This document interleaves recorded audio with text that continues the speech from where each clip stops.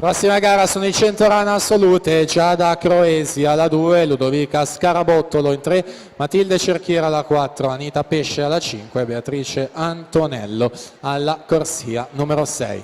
Quindi ritroviamo qui alla vasca di Montebelluna Tobias Valdi e Dylan Buonaguro nelle corsie centrali insieme al passaggio, stesso tempo 30 e 27 per questi due atleti, Svaldi dell'Antares e Buonaguro del nuoto gemonese. Abbiamo già detto dei loro successi ottenuti la scorsa stagione in campo giovanile.